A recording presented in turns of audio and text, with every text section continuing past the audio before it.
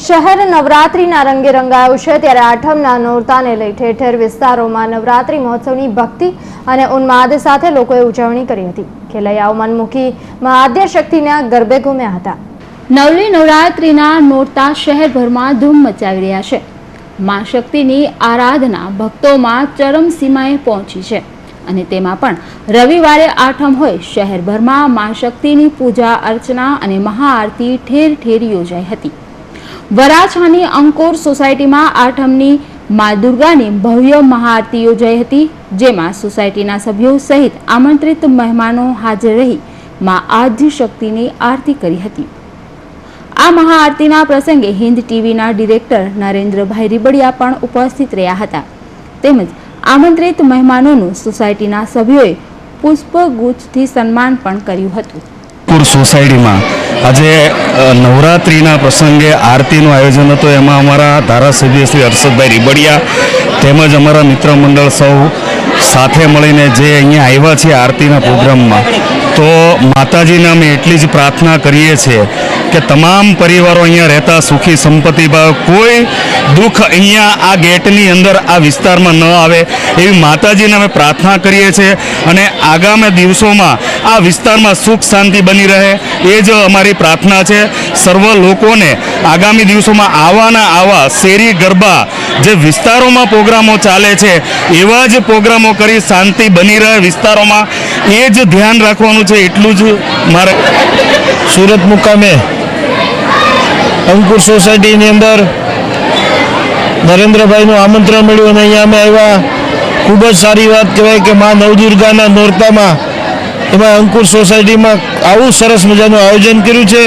હું સૌરાષ્ટ્રમાંથી આવું છું ત્યારે મને એમ લાગ્યું કે સુરતની અંદર જે શેરીના ગરબા છે, એક સૌરાષ્ટ્ર જેવો જે ગામડાઓની અંદર જે માહોલ હતો એ અહીંયા જોયો। મને ખૂબ જ આનંદ થયો કે છાતી ગજગજ ફૂલવા માંડી કે મારા સૌરાષ્ટ્રવાસીઓ જે ગામડાઓની અંદર આપણી ગરબી ને આપણી સંસ્કૃતિ જાળવી રાખી હતી અને આજે અહીંયા સુરત મુકામે શેરીઓની અંદર આપણી સંસ્કૃતિ જાળવી રાખી છે, એ બધાનું અભિનંદન આપું છું, આયોજકોનો આભાર માનું છું અને આગામી દિવસોમાં આયોજકો આવી જ રીતે મા ભગવતીના ગરબાનું આયોજન સારામાં સારું કરે।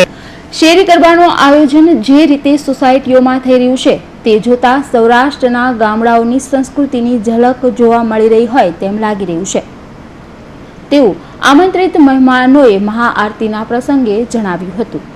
અંકુર સોસાયટીમાં યોજાયેલી મહાઆરતીમાં મોટી સંખ્યામાં સોસાયટીના સભ્યો જોડાઈ મા શક્તિની આરાધના કરી હતી।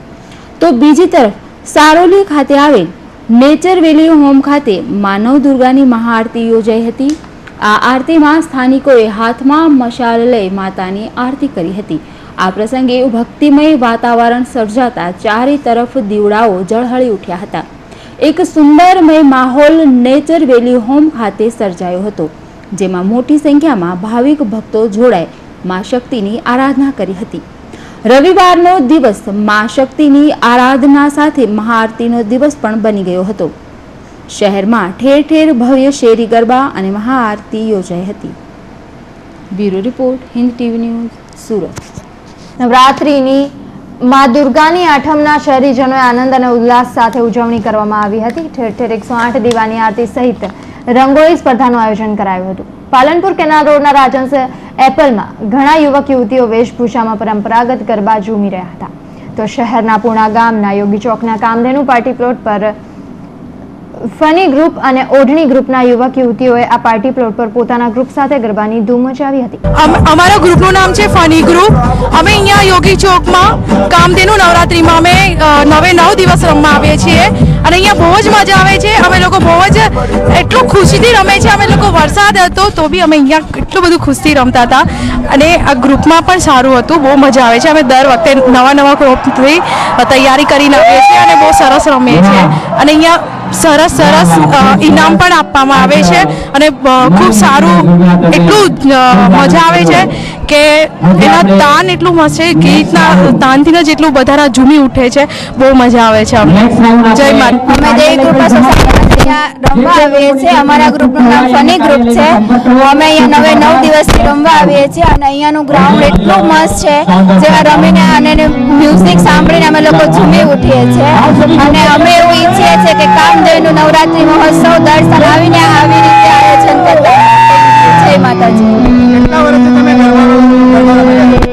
અમે 10 વર્ષથી ગરબા રમી રહ્યા છીએ કન્ટિન્યુઅસ.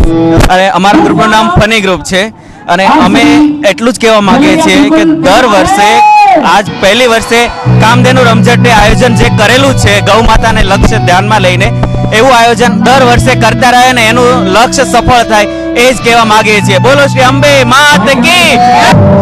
અમે 9 દિવસ અહીંયા કામધેનુ રમઝટમાં બહુ જ એન્જોય કરેલો છે.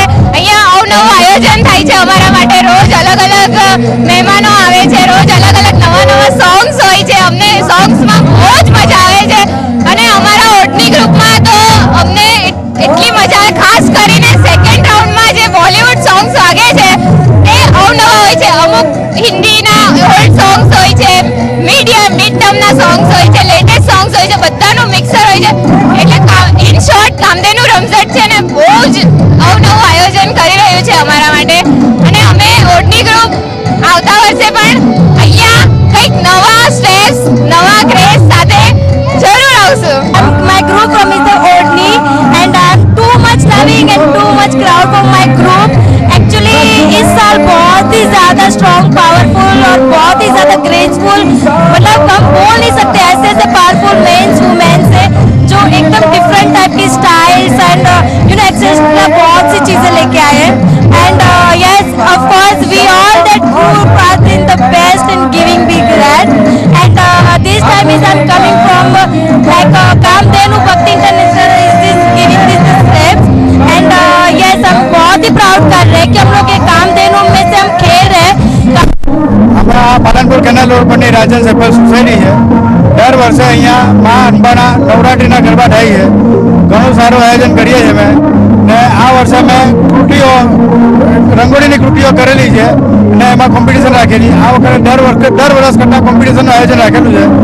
જેવા દરેક બિલ્ડિંગવાળાએ એનું કૃતિઓનું પ્રદર્શન કરેલું છે. એ ઉપરાંત બધી બિલ્ડિંગોના બધા મેમ્બરોએ ઘણો સાથ સહકાર આપીને ઘણું સારું આયોજન કરવામાં મદદ કરેલી છે.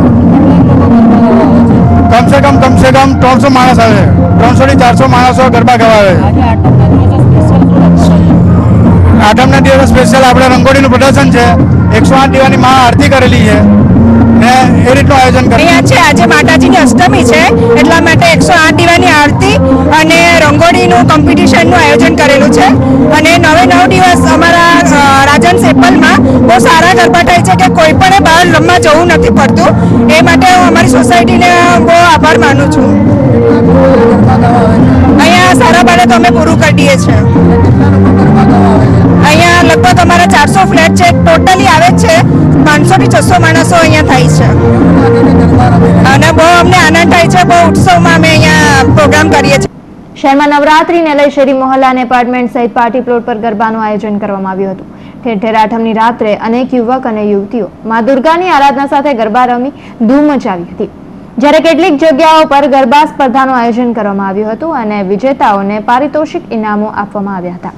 કેમેરામેન જય સાથે ધીરજ સુમરા, હિન્દ ટીવી ન્યૂઝ, સુરત.